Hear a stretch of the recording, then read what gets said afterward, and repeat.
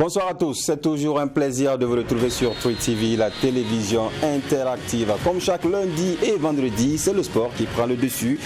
Sport à Tri TV et c'est Sport 3, l'émission qui vous donne l'actualité sportive de toute la semaine. Ce soir, on parle du Tour cycliste avec la 16e édition du Tour du Bénin. Le Burkina Faso est déjà sur le podium avec Paul Dumont avec sur ses épaules le maillot jaune.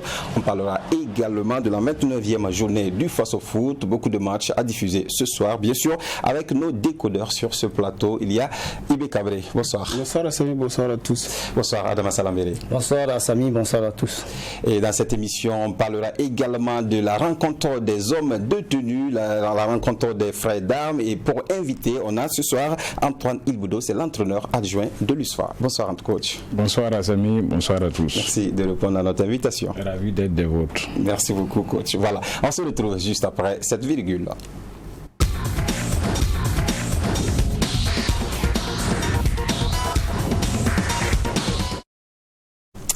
Voilà, et on débute avec le Tour du Bénin, la 16e édition du Tour du Bénin, le Burkina Faso qui est déjà sur le podium de la première étape avec le maillot jaune sur les épaules de Paul Dumont, je l'ai annoncé. Et pour en parler, nous sommes en ligne depuis le Bénin avec notre collaborateur sur le Tour. Il s'agit de Ablam Yamesso, journaliste béninois. Alors Ablam, bonsoir, dites-nous comment s'est passée cette première étape pour les cyclistes burkinabés. Oui, Assami Touré, il faut dire que les Burkinabés ont démarré la 16e édition du Tour cycliste international du Bénin avec fracas, tambour battant. Ils ont démarré l'étape 1 aujourd'hui regroupée derrière le peloton et c'est à 33 km de l'arrivée qu'ils ont attaqué, neutralisé le peloton, puis fait une échappée ensemble, d'abord menée par Paul Dumont et Aruna Iboudo, ensuite rejoint par les 4 autres du groupe. Et qu'est-ce qui s'est passé à l'arrivée? À l'arrivée, c'est qu'ils ont laissé Paul Dumont passer calmement en attendant les autres coureurs sur cette étape avant. Qu'est-ce qui s'est passé à l'arrivée? À l'arrivée, on a constaté que les Burkinabés ont montré au public béninois qu'ils ont véritablement travaillé pour Paul Dumont. Ils ont laissé Paul Dumont passer. Et ils ont protégé un tout petit peu, puisque à l'embuscade, il y avait les Nigériens, les Béninois. Ils ont protégé ensuite. Et eux tous, ils ont franchi la ligne. Oui, puisque c'est la surprise également sur cette étape 1 du Tour du Bénin 2021, c'est que de la première place jusqu'à la 6e place, on a noté, mais on a resté que des Burkinabés, les 6 qui sont présents sur le tour. C'est lors de la 7e arrivée qu'on a constaté que Abdou Bassiki, le Béninois, a franchi la ligne. Et quand on prend le classement général, Paul Dumont est en jaune, le Béninois Abdou Bassiki, qui, j'avoue, est à 3 minutes 50 secondes du leader du tour. Ça fait réfléchir. Et certains spécialistes ont dit que c'est déjà mort. Hein. Voilà. À 3 minutes 50 du tour. Alors, Ablam Yamesso, dites-nous, est-ce que Paul Dumont a un avantage considérable pour garder ce maillot jaune à la 2e étape? Demain, le Tour sera à sa 2e étape avec un départ fictif de Natitengo pour Tukuntu. Et c'est à Tukuntu qu'on aura même le départ réel et pour Djougou. Et cette étape est longue de 105 km. Durant cette étape 2, les Burkinabés travailleront sur la conservation du maillot jaune et n'oublions pas également les bonifications. L'interrogation qui est déjà sur toutes les lèvres ici, c'est que le public se demande déjà si l'étape 2 du Tour du Bénin 2021 sera véritablement animée comme l'étape 1 qu'on a assisté aujourd'hui, puisque l'étape 1, ça a été véritablement serré, très serré, et tout allait à vive allure avant le dénouement de la situation à 33 km de l'arrivée, et avec les Burkinabés, Paul Dumont et Aruna Iboudo. En tout cas, merci Ablam Yamesso, notre collaborateur sur le Tour du Bénin, journaliste béninois également, le plus burkinabé des Béninois, on va dire, Ablam Yamesso. Merci à vous et bonne suite sur le Tour du Faso. Tour du Bénin, merci Salam Bélé. Pendant ce temps, Ibrahim Dianda nous a rejoint. Bonsoir Ibrahim. Bonsoir à Samy et bonsoir à tous les décodeurs. Bonsoir à M. Ilboudo, Antoine de Lusfa. Toutes mes excuses donc au téléspectateur de True TV. Vous êtes excusé. Voilà. Alors Ibé, sur le Tour du Faso, le Tour du Bénin, voilà, j'y arrive. Les Burkinabés sont sur le podium. Tous les 6 Burkinabés se sont alignés à l'arrivée et Paul Domon a le maillot jaune. C'est une prouesse déjà. Une prouesse autour du Bénin, moi je dirais pas forcément, c'est pas pour minimiser la victoire des Burkinabés, mais je pense que quand vous regardez depuis les années 2015, ça a toujours été remporté par les Burkinabés. Et lorsque vous regardez donc l'écart qui a été creusé par Paul Domon, les spécialistes vous diront que c'est pratiquement plié. À 3 minutes et quelques, c'est très difficilement remontable, à moins qu'il y ait une faute professionnelle de la part des Burkinabés. Et là, ce qui est arrivé, c'est la razzia totale et on assiste encore à cette énième emprise donc des étalons cyclistes donc dans ce tour-là. Donc ça devient un rituel pratiquement. C'est pas s'il faut appeler ça prouesse, mais je pense que ils ont respecté la tradition. Oui, une tradition respectée. On va voir la photo de Paul Domon sur le podium où il remporte ce Tour du Bénin. Voilà la première étape en tout cas. Alors Adama Salambéré, c'est déjà plié on va dire, parce que les Burkinabés, quand ils ont le maillot jaune, c'est très difficile de les arracher. Oui, il faut le dire que clairement c'est plié hein, au vu de la qualité des cyclistes burkinabés, mais également au vu des pays participants, parce que de tous les 6 pays participants, je ne vois pas un pays qui peut vraiment rivaliser d'ardeur avec les cyclistes burkinabés. Il faut se dire, normalement, le Burkina Faso ne devait pas prendre part à ce genre de compétition pour ne pas vraiment baisser le niveau. Baisser le niveau. Parce que vous savez, le Tour du Bénin, on peut dire c'est comme un truc, une compétition nationale, hein, parce que depuis sa création en 1992, il n'y avait que les Béninois qui couraient jusqu'à ce qu'on le suspende. C'est Ducreux qui est venu ressusciter cette compétition en 2014. Et depuis 2016, c'est avec déjà Mathias Sorgo, les Burkinabés ont une même mise sur le maillot jaune et depuis lors aucun autre pays n'a encore remporté, c'est les Burkinabés. Donc au vu de la catégorie de la compétition, c'est certainement du 2.2. D'accord. Le Burkina également à son tour relevé, mais qui est également sur le 2.2. Okay. Normalement ne devait pas prendre part à cette compétition, mais au vu de la catégorie de notre tour également, ils peuvent le faire, mais vous allez voir que tous les grands cyclistes, le niveau n'est pas là. Voilà pourquoi tous les grands cyclistes, les Érythréens, les Rwandais, les Gabonais et autres, ils ne prennent pas part à cette compétition au vu du niveau aussi bas que cette compétition. Et 4 minutes, c'est déjà plié. Voilà. Merci Adama Salambélé. Paul Domon, en tout cas, dédié cette première étape à feu Francis Ducreux, en tout cas, qui a créé également le Tour du Bénin. Voilà. Donc, sans transition, on va revenir pour parler de football et on se retourne vers notre coach. Coach, comment ça va à l'USFA? Ça va bien à l'USFA. On s'entraîne. Aujourd'hui, on s'est reposé après notre match de dimanche. Voilà, donc c'est un repos total. Et demain, on reprendra tout doucement pour attaquer le prochain adversaire. En tout cas, ça va puisque l'USFA Dam a remporté le championnat. On va dire, presque. Bon, il faut dire que pour le championnat, il nous reste 5 matchs et nous travaillons. L'USFA Dam, hein? Oui, l'USFA Dam, naturellement, c'est déjà la joie. Les mains. Donc, elles sont déjà en campagne africaine et elles sont toujours en compétition pour la Coupe du Faso. Oui. Et nous espérons en tout cas qu'elles feront en tout cas bonne affaire et pourquoi pas le doubler. D'accord, on espère bien, coach. Voilà. Et on démarre avec cette rencontre entre USO et le RCB. Voilà, une rencontre également qui a été prolifique en but, puisqu'il y a eu 3 buts dans cette rencontre, 3 buts pour RCB.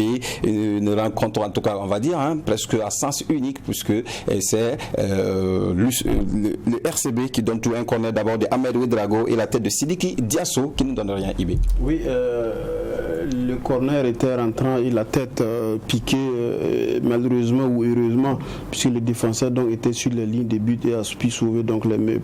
Oui.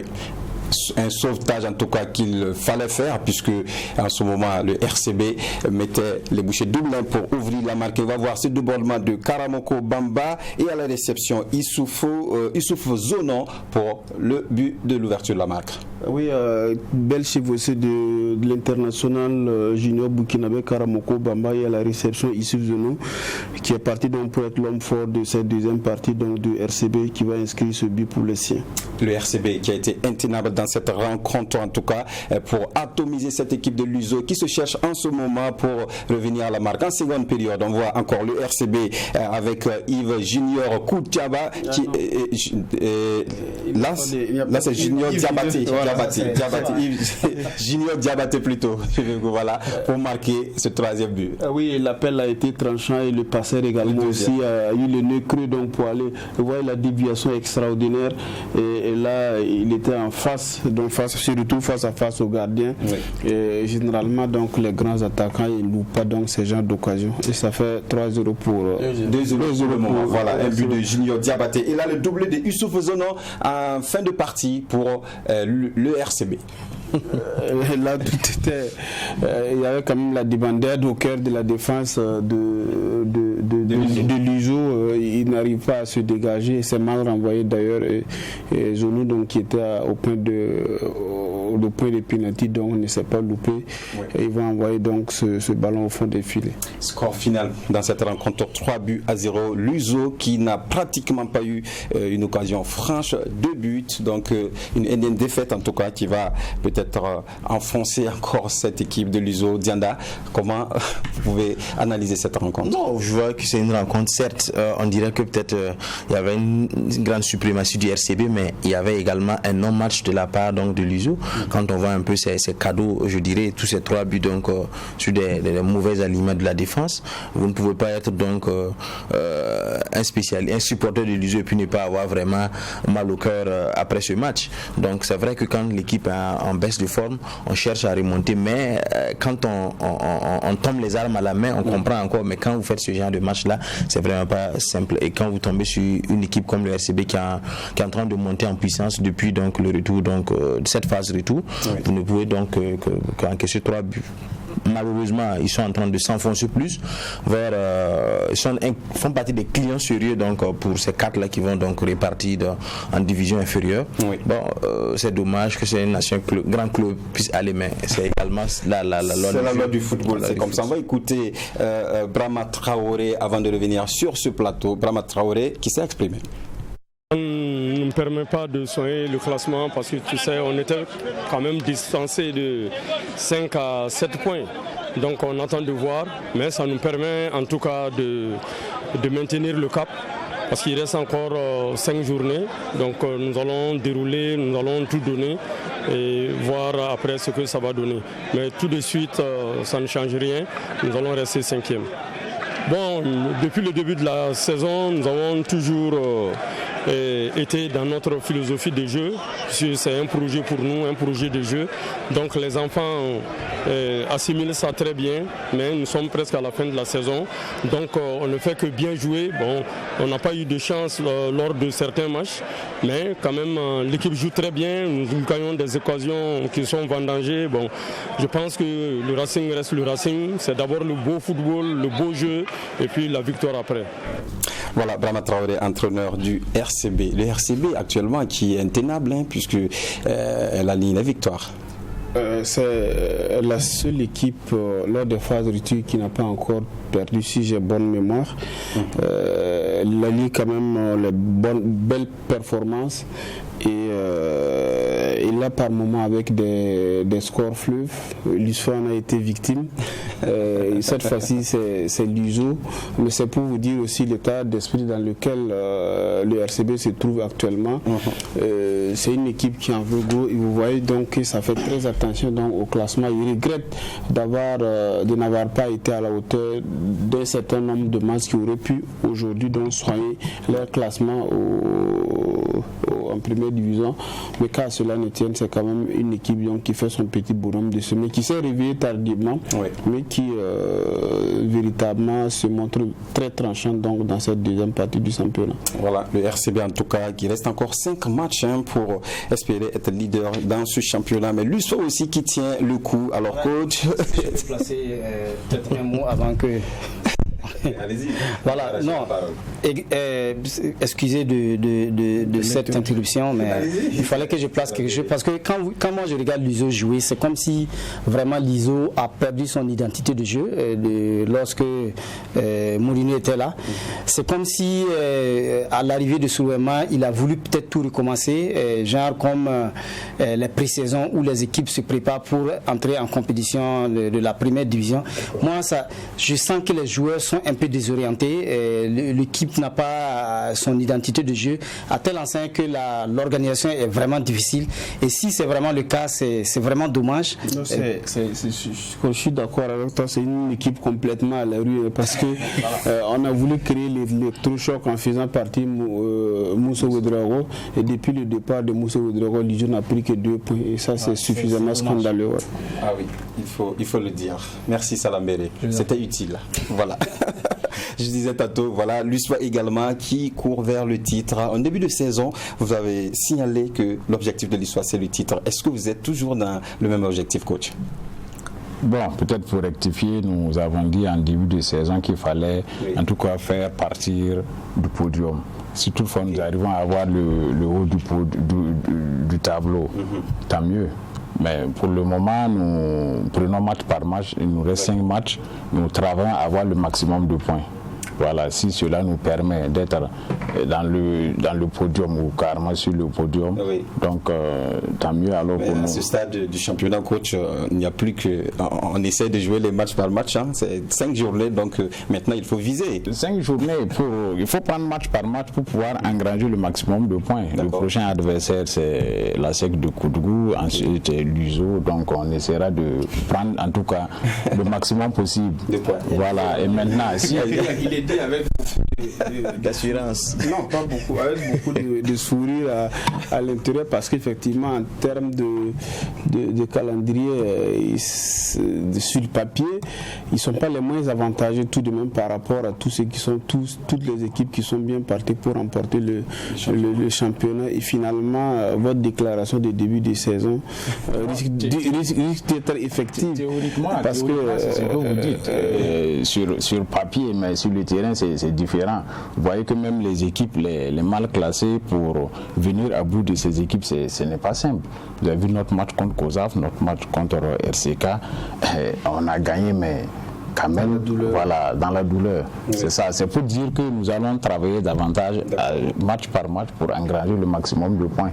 Et si ce maximum de points nous permet en tout cas d'atteindre en tout cas d'être sur le podium ou carrément sur le podium, nous allons nous réjouir. Vous l'avez dit clairement, coach. Issa Balboni nous a dit clairement en conférence de presse que si l'USFA n'est pas championne en fin de saison, il jette le tablier. De votre antenne pour éclairer cela. Si toutefois il n'est pas champion, on fera le bilan. C'est ce qu'il a voulu vous faire comprendre. On fera le bilan et on va situer les responsabilités. Voilà. Sauf qu'il a dit clairement qu'ils vont jeter le tablier. Ils vont jeter le tablier. On est dans une dynamique pour vous faire partir en fin de championnat. Mais ça dit que si on situe les propos dans leur contexte et en intégralité, je crois qu'on va ressortir. Voilà, on a encore ça ne fait rien, vous êtes très bien parti, vous avez la dynamique qu'il a pour pouvoir être champion. Voilà. Là-dessus, il n'y a pas de doute. Effectivement, à l'USFA, nous travaillons en tout cas de façon professionnelle à ce qu'il y ait quand même du jeu, à ce qu'il y ait quand même aussi du résultat. Maintenant, le résultat, ça peut atteindre, en tout cas être à la hauteur de nos attentes, comme cela ne peut ne pas être.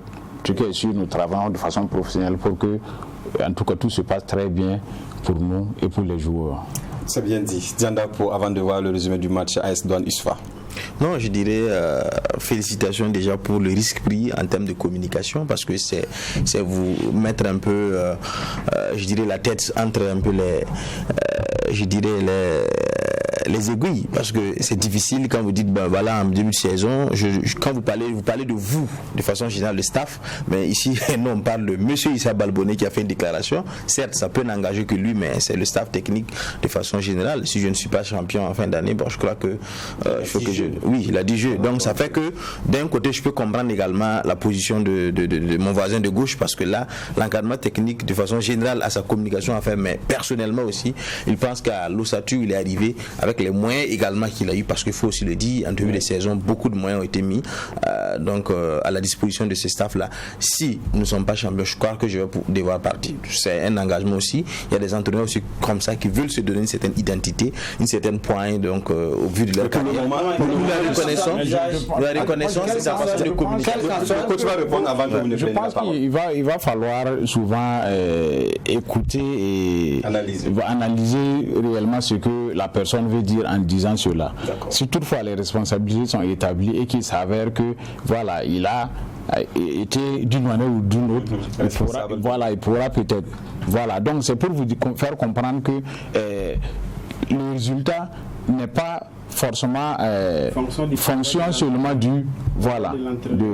Donc c'est pour vous faire comprendre que nous travaillons de façon professionnelle, et à la fin de la saison on fera le bilan et on va situer les responsabilités. Si on est champion, tant mieux. Si on est dans le podium, ça aussi c'est bon à prendre. C'est bon à prendre. D'accord. On va suivre ce résumé entre votre équipe USFA et AS Douane, match qui s'est joué dimanche au stade Issoufou Joseph Konombo. Voilà un match qui a été également prolifique en but. 4 buts ont été marqués dans toute la rencontre. Voilà une première occasion de butin pour l'USFA dans la surface de réparation où Ilias Sanon a été fauché, mais l'arbitre ne dit rien. Oui, déjà il y a ce duel qui a permis donc la déviation de Yves Junior Koutiama, et je crois que là il y a contact, mais il est suffisamment léger, le plongeon derrière spectaculaire, et je crois que l'arbitre qui ne donne pas de pénalty à mon sens n'a pas été suffisamment cruel. Voilà, et un corner de l'AS Douane est bien pris par le portier et rejeté très rapidement, contre-attaque pour voilà, Tariq Nakro et Clément Pitropa, la réception également pour le but. Oui, bel appel tranchant de Nakro qui est quand même la révélation militaire de cette phase retour, et derrière il y a le gardien qui repousse et que Clément Pitropa était jusque là, il va crucifier donc les douaniers sur ce coup. Il faut apprécier également surtout la première passe à l'intention donc de Nakro faite par Clément Pitropa qui a battu carrément tous les 3 défenseurs de l'Est. Également, voilà.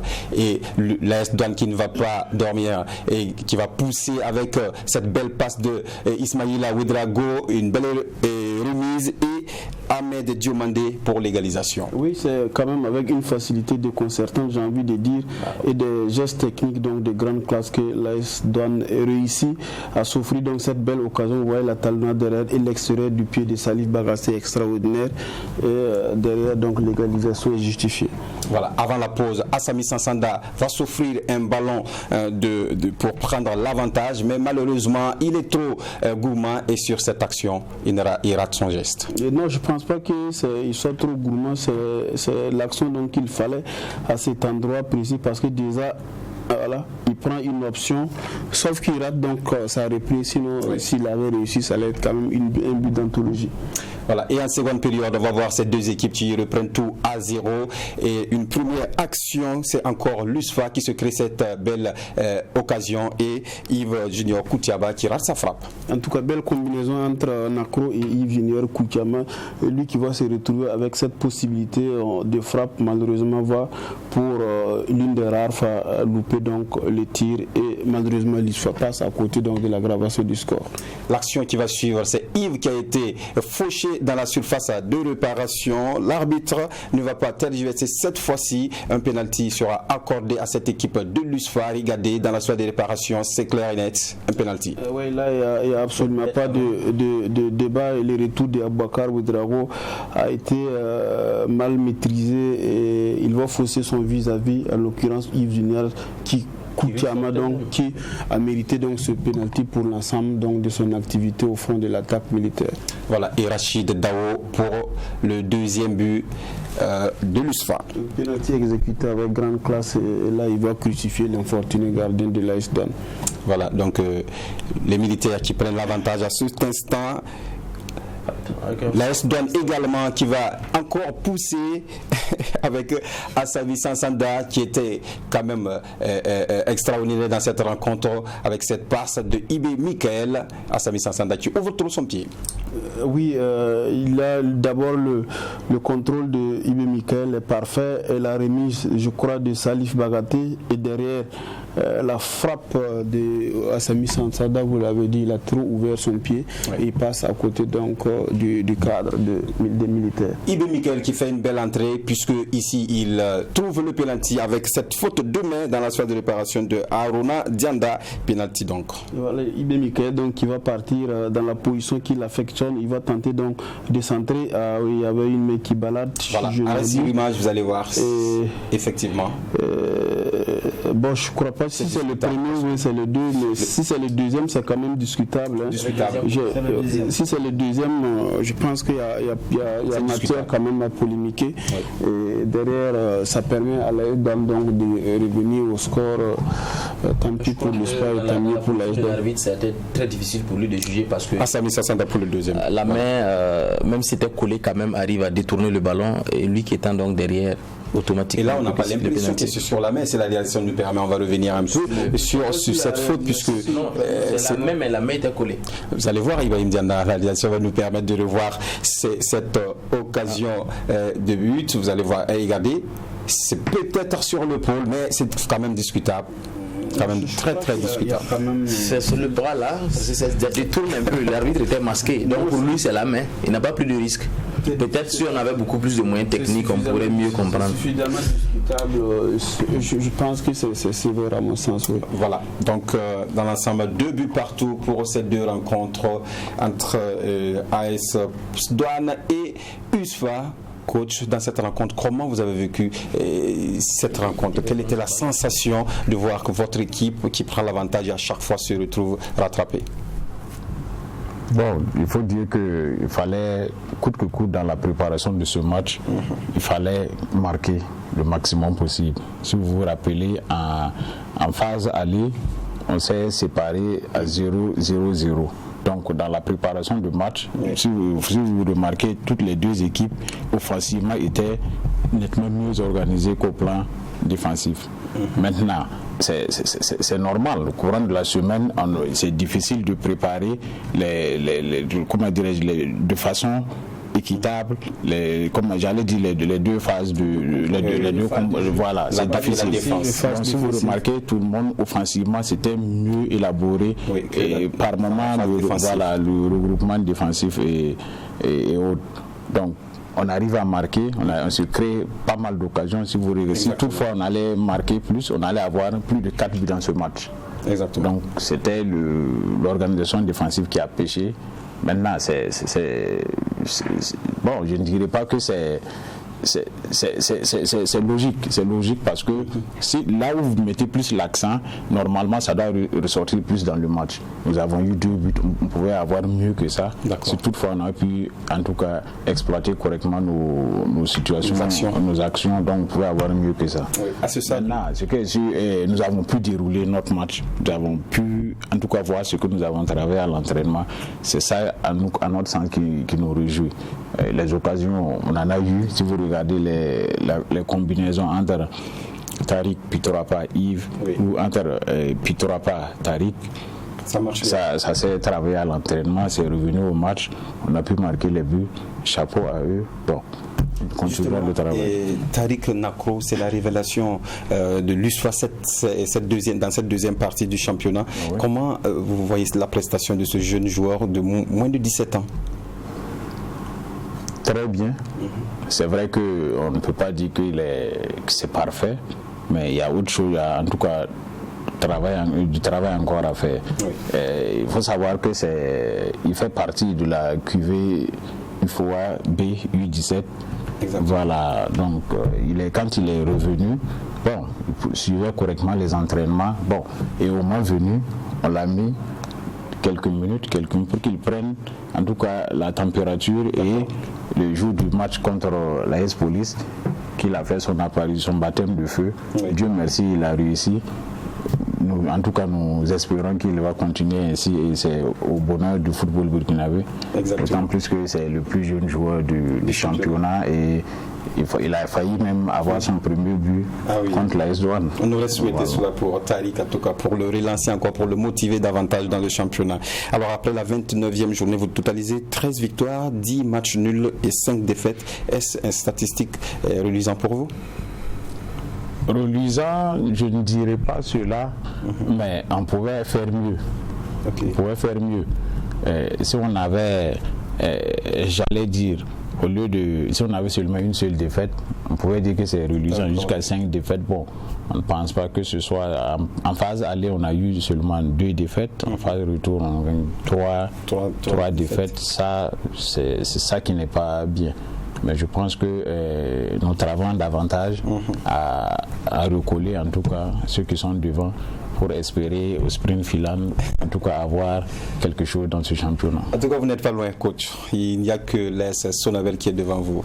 Alors, Salam Béré, cette rencontre, comment vous l'avez vécue? AS Douanes et AS USFA plutôt. Je vais peut-être donner mon analyse par rapport à cette rencontre.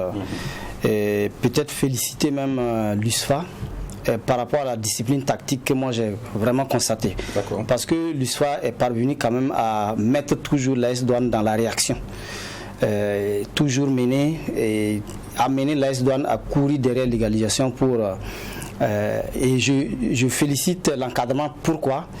Parce que après, je dirais le départ de Botoué, vous savez que c'est très difficile de réorganiser une équipe, surtout le flanc de l'attaque d'une équipe, pour vraiment lui donner encore une autre image. Contrairement à l'AS Douanes, qui, à mon avis, a de gros noms. Je dis de gros noms entre griffes, voilà, qui n'ont vraiment pas là où on les attendait, on ne les voit pas. Mais il faut peut-être, par exemple, Salif Bagaté qui est revenu d'une longue blessure, qui est quand même revenu essayer de s'imposer encore pour prendre une place, mettant IB peut-être sur le banc. Il faut également apprécier. Mais dans l'ensemble, c'est une rencontre vraiment qui a été très enlevée, une rencontre électrique, où on s'attendait vraiment à un tel score, parce que c'est le premier contre le troisième, si je ne m'abuse. Oui. Voilà. Mais l'USFA a quand même laissé des plumes, parce que le fait de faire ce nul, c'est un nul qui n'arrange personne, parce que les deux équipes ne visent que le titre. Voilà, c'est un peu mon analyse que j'avais à dire. En tout cas, l'AS Douanes qui sait en tout cas revenir au score sur rappel de cette rencontre face à Salitas, qui est arrivé à revenir au score. C'était en Coupe du Faso, et là c'est contre l'USFA. On va écouter du même coup Yaya Kone, l'entraîneur de l'AS Douanes. Je suis satisfait moi de la réaction de mes jeunes, parce que être mené par 2 fois et revenu par 2 fois, c'est pas permis à tout le monde. Ils l'ont fait. C'est vrai qu'en seconde mi-temps, on aurait aimé nous être les premiers à marquer le second but et essayer par la suite de gérer, de garder le gain du match. Mais malheureusement, contre toute attente, on a vu le penalty qui envoie le second but de l'USFA. Donc loin d'entamer le moral de mes joueurs, de mes jeunes, voilà, et on s'est rapidement ressaisi, on a eu la bonne réaction et on est revenu au score. Bon, après, on aurait bien voulu, dans les derniers instants, vraiment prendre les 3 points du match, mais malheureusement, ça n'a pas été. Une proie qu'on divise en 2. Voilà, pour le derby des corps habillés, je pense que c'était un match vraiment assez qui faisait envie de voir. Donc bravo aux 22 acteurs qui ont pu produire vraiment un spectacle à sa dimension. Voilà, à entendre Yaya Kone, on sent qu'il est satisfait de la rencontre avec ces 2 buts marqués. Oui, puisqu'il contient d'ailleurs un concurrent direct, un adversaire direct pour le titre au partage des points. Encore que l'USFA était mieux classé, donc l'AS Douanes.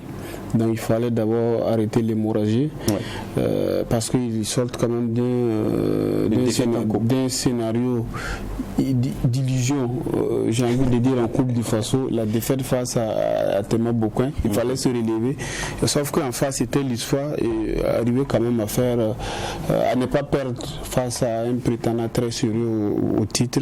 Je pense qu'il fallait le faire, ils l'ont réussi. Moi je dis bravo à eux et maintenant que ça va continuer, donc on va le suivre quand même de près, mais c'était quand même la rencontre au sommet de cette 29e journée, c'était la rencontre très attendue. On a été servi, on a été séduit, on a aimé. Voilà, on va écouter Issa Balboné, l'entraîneur de l'USFA, avant de passer la parole à Ibrahim Dianda. On écoute.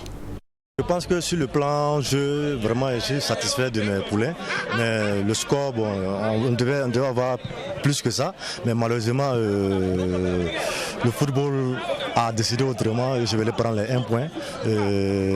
C'est bien à prendre, comme je l'ai dit.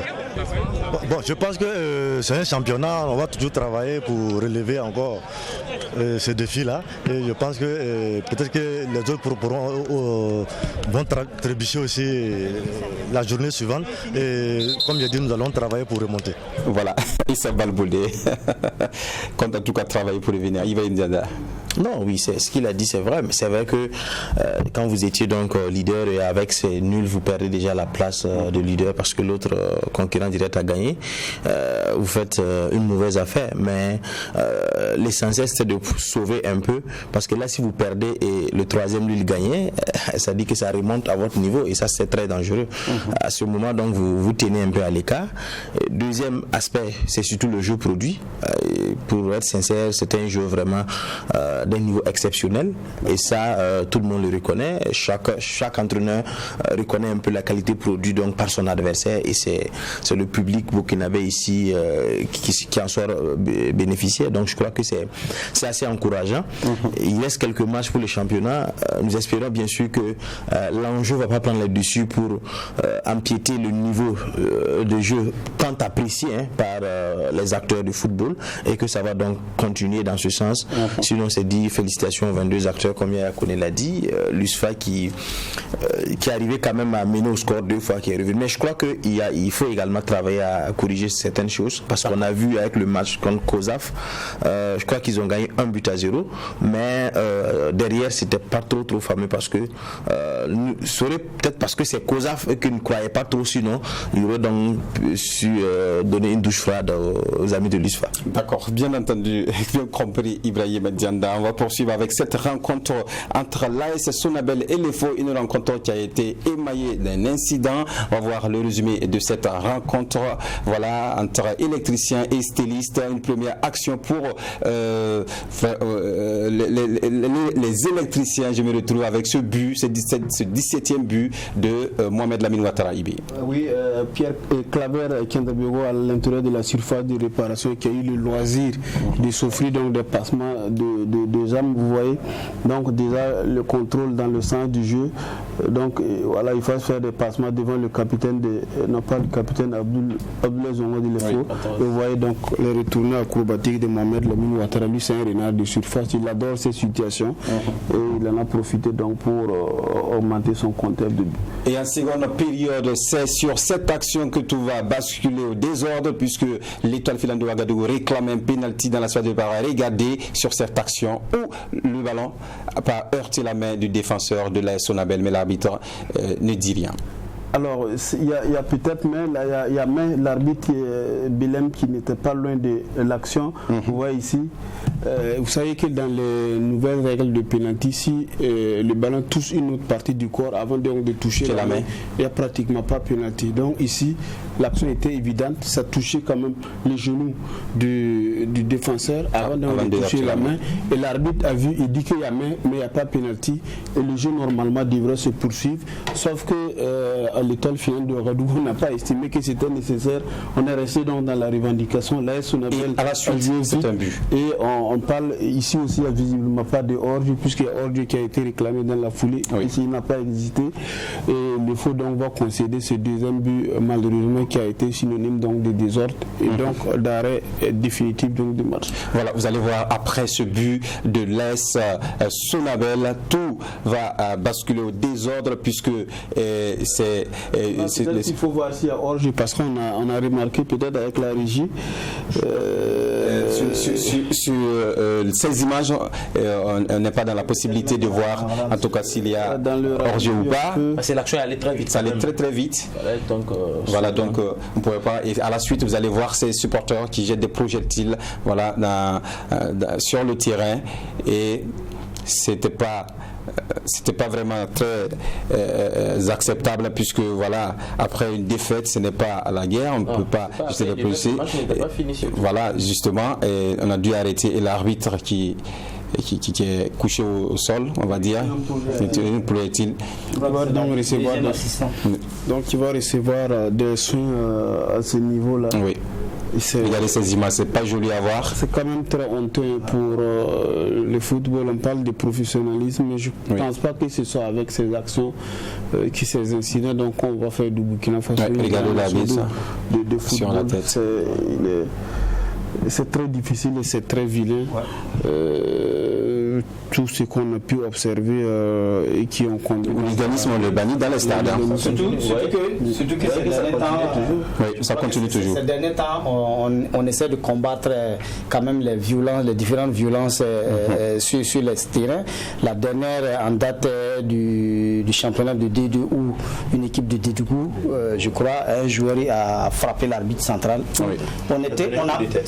On n'avait même pas fini de régler ce problème jusqu'à ce que ce acte malheureux arrive encore. Je crois qu'à cette allure, on ne va vraiment pas s'en sortir. Le football burkinabé a quand même besoin d'un souffle nouveau, d'un comportement assez sportif, fair play de la part de tous les acteurs, hein, que ce soit les supporters, les dirigeants, les acteurs même sur le terrain. Ça ne devait pas se passer comme ça si vous voulez vraiment que votre football aille de l'avant. On était en train d'apprécier quand même le niveau de notre football, mais à cette allure, ça devient problématique parce que les arbitres que les gens indexent toujours, je me dis, parce qu'ils ont des commissaires qui sont en haut qui les notent. C'est pas vraiment de gaieté ou bien de expressement fait que ces arbitres, parce que l'horreur est humaine. Si quelque chose arrive, je crois que les acteurs devaient accepter peut-être qu'il y ait erreur d'arbitrage. Moi je pense que ici, peut-être que Danda qui demandait la parole. Moi je pense que ici, ce qui est assez grave, c'est aussi la réaction des gens après le match et de la direction de l'étoile filante de Ouagadougou après le match, qui a pondu un communiqué. C'était scandaleux à mon sens. Dans le communiqué, on a tenté de joindre, de condamner. Sinon, on a fait semblant de condamner et derrière, on vient charger la Ligue au niveau de l'arbitrage. Et moi, je pense que si vous adoptez cette posture, c'est pas de manière à appuyer les choses. Voilà. Soit vous prenez une option pour condamner les violences dans les stades et derrière, vous voulez justifier qu'il va falloir que les arbitres soient responsables, que la Ligue essaie de regarder pour que les arbitres conduisent les matchs en toute impartialité, en toute... ce qui est arrivé ici, moi, je pense que c'est une fuite de responsabilité. Ce qui arrive par exemple à l'étoile filante de Ouagadougou, ce n'est pas le fait d'un arbitrage. On se retrouve forcément dans cette situation de la loi parce qu'il faut éteindre le feu par le feu. Si le feu aujourd'hui est aux abois, c'est pas le problème d'arbitrage. Il peut y avoir cet incident au passage, mais les vrais problèmes de l'IFO sont là. Donc ce sont ces problèmes-là qu'il faut attaquer. Et les supporters deviennent virulents parce qu'il n'y a pas les résultats. Et qui doit faire pour qu'il y ait les résultats? Ça doit être impulsé donc au niveau de la direction. Et c'est justement ça qui est très, très attendu à ce niveau-là. Et on en arrive à cette situation malheureuse. Et ce qui nous a été servi comme communiqué, pour moi, c'est une honte. D'accord, Tianda. Oui. Moi, quand je regarde un peu la situation, ce qui s'est passé, c'est quoi je l'ai dit ici une fois, en fait, c'est pas le sentiment de se dire que l'arbitre a fait une erreur qui peut blesser. Nous suivons tous les matchs à un niveau international où il y a souvent des grosses bourdes, des grosses erreurs des arbitres, d'autres même qui reconnaissent à la fin avoir fait des erreurs et tout. On s'excuse, on a déjà perdu, ça se comprend, c'est le fair play. Mais ici, nous sommes dans une posture où les gens se disent que il y a une complicité à un certain niveau pour pouvoir contre X ou contre Y. Parce que l'histoire également du football burkinabé, nous le connaissons tous, parce qu'à un certain moment, c'est les mêmes acteurs qui sont autour, les mêmes acteurs qui dirigent, qui sont à la Ligue, qui sont à la Fédération, qui sont... En fait, c'est les mêmes acteurs qui gravitent autour. Donc, à un certain moment, quand un certain nombre de discours est tenu, c'est assez difficile pour vous de pouvoir accepter des défaites. Quand vous voyez des occasions comme ça, vous vous dites clairement que c'est parce que on a décidé peut-être d'aider. On a vu la dernière fois l'occasion ASFB, AS Douane, où l'entraîneur a connu un peu regretté certains propos. Je le disais parce que à off, quand vous écoutez les gens, la ASFB était mal classée. Oui. On disait un grand ne va jamais tomber, quel qu'en soit ce qui va se passer, on va tout faire pour que la ASFB reste. Et quand ces discours sortent de certains dirigeants du football, mais ça ne peut que scandaleux les supporters. Quand ils rentrent, ils voient une petite occasion, ils disent, ah voilà, c'est ce qu'ils disaient. Non, je finis. Donc pour le supporter n'est pas celui-là forcément qui sait que une fois que le ballon touche le corps de l'autre, touche la main, il y a forcément, mais à partir de ce moment où il est dans cette posture, il devient incontrôlable. Et même les dirigeants qui ont répondu ce communiqué, je l'ai lu également, je n'étais pas du tout content parce qu'il fallait d'abord condamner la chose avant maintenant de peut-être chercher à régler les choses. Maintenant c'est quoi? Il faut qu'au niveau de notre football, on arrive à essayer d'assainir beaucoup de choses. Je pointe également du doigt un certain aspect. Quand vous regardez un peu, il y a eu des projectiles, le plus gros public était au niveau de la tribune officielle. Si l'aviation nous permet un peu le plus gros au niveau le plus gros nombre de public était là-bas, mais pourquoi ça n'a pas pu toucher l'arbitre qui est, mais c'est de l'autre côté. L'autre côté, il n'y a aucun membre de la sécurité. Il y a des grillades, certes, mais aucun membre de la sécurité. Quitte à ce que même avec un sachet d'eau pour forcément blesser quelqu'un, il aspire facilement. Pourtant, au niveau des stades, on ne fouille même pas. On ne fouille même pas à l'entrée des stades. On fouille, non, mais attendez. Pas à tout moment, mais on fouille. On fouille. C'est pas à tout moment, on fouille. Plusieurs fois les gens, on ne fouille pas. Et de l'autre côté, il n'y a pas de membres de la sécurité. On va permettre au coach de réagir par rapport à cet incident qui va sur l'état de défense. C'est arrivé, c'est une situation très regrettable. On n'en veut pas, en tout cas, on ne veut plus voir ça dans nos stades. Mais je pense que la fédération, à travers la commission centrale des arbitres, peut apporter sa touche. Je pense que dans le passé, ils organisaient par moment en début de saison, des rencontres de sensibilisation pour porter en tout cas à la connaissance des les joueurs et les supporters les nouvelles modifications des lois du jeu. Ce qui pose problème présentement, c'est juste la loi 11 et la loi 12. D'accord. Si toutefois il peut faire une communication, même si c'est des séances, une séance de 2 heures pour les joueurs et les supporters par club, ça peut quand même lever tout équivoque. Par exemple, cette situation où la loi dit que bon, si toutefois la balle touche le corps, une partie du corps avant de toucher la main, si toutefois les gens n'ont pas connaissance de cela, c'est difficile. Si vous voyez que les joueurs de l'EFO ont réagi ainsi, parce qu'ils ne savent pas. Voilà. Donc c'est pour dire que je ne dis pas que les arbitres ne font pas d'erreurs. Non. Exactement. Voilà, ça arrive. En tout cas, ils font des erreurs, ils sont des êtres humains. Et il faut réfléchir et décider en moins d'une seconde. Et ce n'est pas chose aisée pour tout le monde. Voilà, mais normalement, en tout cas, ils doivent faire une communication pour pouvoir mettre tout le monde au même niveau d'information. Ça va en tout cas réduire ces violences. Exactement. Très rapidement, pourquoi? Encore faut-il que les différents états-majors aillent écouter cette communication. Si vous ne manifestez pas vraiment, parce que la CCA ne peut pas aller à chaque fois rencontrer les supporters. Bon, eux, ils font leur formation en début de saison. Peut-être c'est aux supporters. Ils ont perdu face au RCB à cause des erreurs d'arbitrage. Non, pas des erreurs d'arbitrage, des mauvaises appréciations Voilà, il faut. des joueurs. Parce que le comité des supporters, ils ont un bureau qui fonctionne normalement. Je crois qu'eux-mêmes, ils peuvent peut-être approcher la CCA pour essayer d'avoir cette communication si de besoin il en est. La CCA ne peut pas. l'UNCE le faisait il y a quelques années, à un certain moment. Chaque début de saison, je crois que les supporters de l'ASFA et de l'IFO même souvent font des matchs amicaux et à travers ces matchs amicaux, ils organisent des différentes communications. On vient présenter quelque chose comme ça, ce qui a vraiment changé dans le jeu pour permettre la compréhension de tout un chacun. Je pense qu'au-delà de tout, il faut aussi qu'on interroge sur la commission sécurité au niveau de la fédération. Il ne faut pas aussi contourner la responsabilité de la sécurité dans ce qui se fait. Généralement, vous regardez par exemple l'attitude des gens, parfois ils ne savent même pas qu'est-ce qu'il faut faire lorsqu'il y a les incidents. C'est pas pour critiquer le travail de quelqu'un, mais je dis encore une fois qu'il faut qu'il y ait une communication permanente entre les différentes hiérarchies de la police, de la gendarmerie ou des autres aspects qui interviennent au niveau du stade par rapport à la mise en place des dispositifs et tout. Je crois que c'est très nécessaire. On a vu que les gens ont traversé le terrain pour aller intervenir. C'est une première fois depuis que je regarde le football. Mais tout ça, c'est parce que les gens ne communiquent pas, les gens ne travaillent pas. Quel a été l'état de lieu? Et quand vous regardez à Koudou, il y a eu les mêmes incidents. Mais Koudou, c'est pas un terrain qui nous est étranger.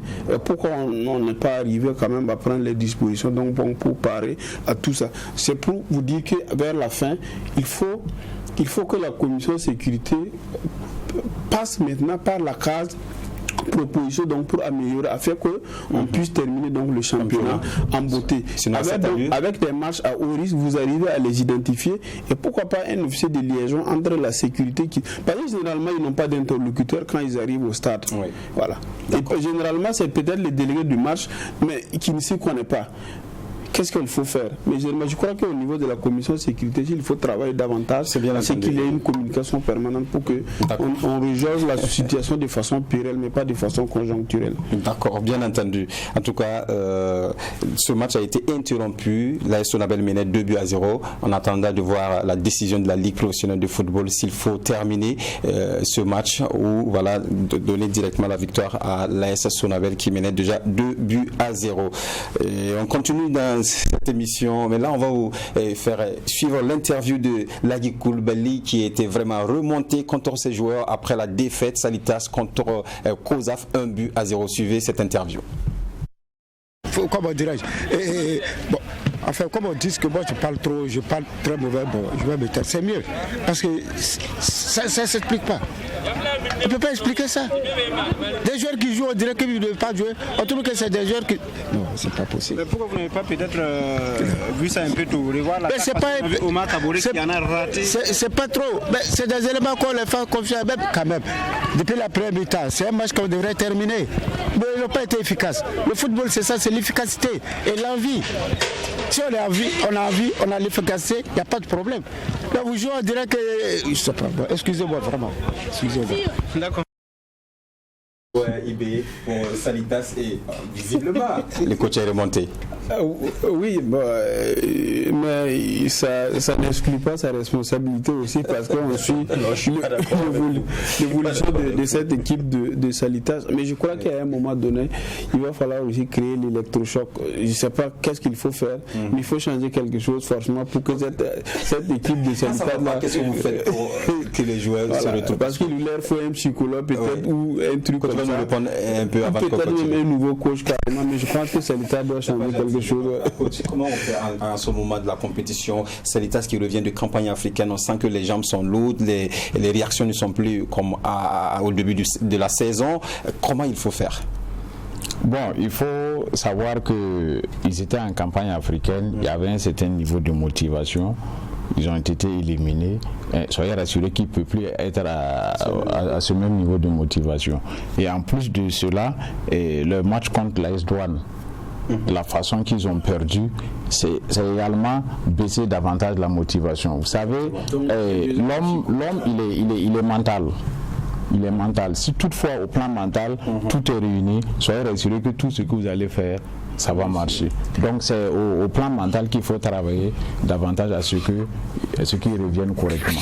Sinon, ils ont des joueurs de qualité et quand on prend individuellement pris, il n'y a rien à dire. Côté USFA, nous sommes à la 29e journée, plus que 5 journées. Alors coach, c'est la ligne droite. Comment vous allez vous y prendre pour être champion? Nous restons nous-mêmes. Nous travaillons de façon professionnelle.